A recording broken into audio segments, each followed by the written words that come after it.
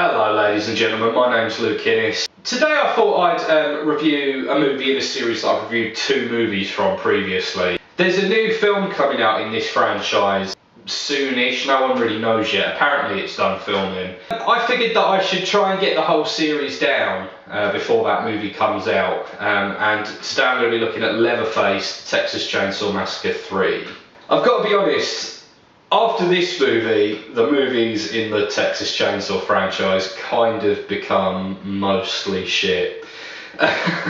So, I mean, I've got to enjoy talking about this one because otherwise this is going to be torturous. I've left myself hopefully quite a long space of time to do it in, so I haven't got to take them all in one go. So the movie is directed by Jeff Burr. It stars Kate Hodge, William Butler and Ken Foree, and also features a very early performance from the young Viggo Mortensen. Also it features R.A. Mihailov as the iconic Leatherface. So the story essentially follows Michelle and Ryan, a college couple who are travelling from California to Florida, transporting a car for Michelle's father. Along the way they have a run-in with a very odd gas station attendant by the name of Alfredo and become the prey for Leatherface and the Sawyer family. They're involved in a car crash with a survivalist named Benny who becomes yet another part in this very, very odd little game. From there they all end up back in the house, some deader than others, and meet the family. So this movie, kind of coming off the back of Texas Chainsaw Massacre 2, it goes back to playing it far more straight than the second movie.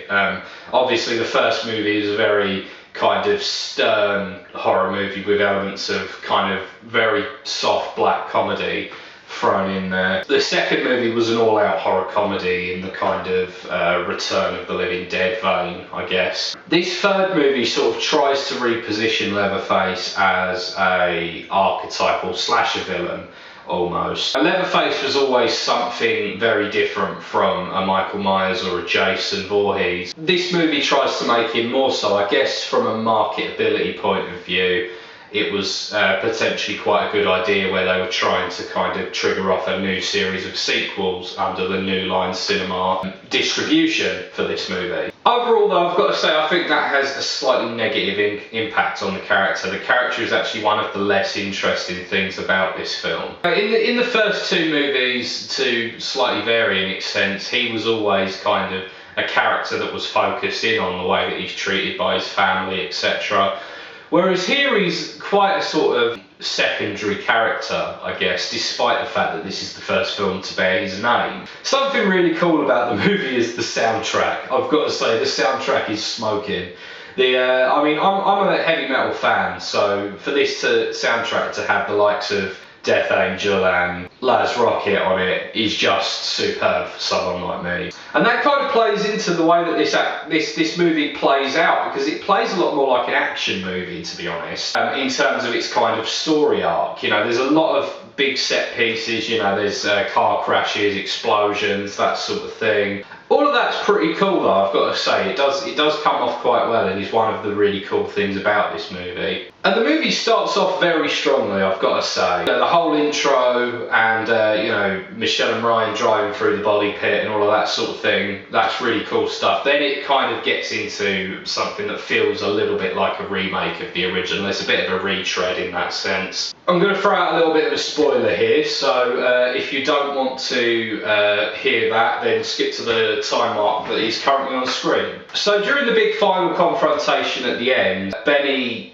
is hit with the saw by Leatherface in the lake and presumably either bleeds to death or drowns. But then he's suddenly just fine, you know, when later on when the sun has risen and Michelle is walking through the desert, Benny catches up to her in the truck. And it's like, well, how? They never explained that, which pisses me off a little bit because that's just lazy.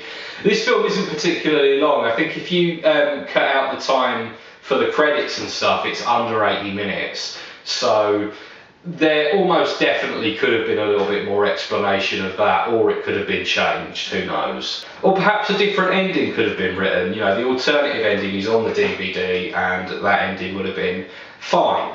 So yeah, that kind of sucks. The movie kind of story-wise goes on a downward trajectory as it goes, I think. It starts off really well. then becomes not quite so good, just a pretty strong remake, and then ends quite poorly, I think. I've got to say, overall, although it's not a great movie, Leatherface TCM3 is a pretty good movie. It's the second best, I would argue, in the franchise. None of the movies in the franchise have really lived up to the original particularly, although I do have faith that it will happen eventually. Something really, really good will happen with this franchise. I'm not holding my breath though.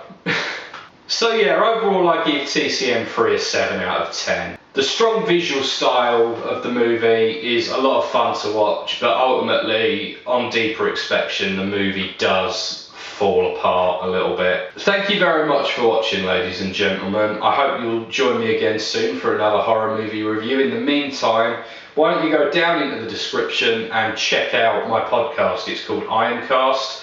We talk about music, all different kinds of music. We've recently actually done an episode on horror movies, so go and check that out if you're interested. But other than that, I'll see you next time.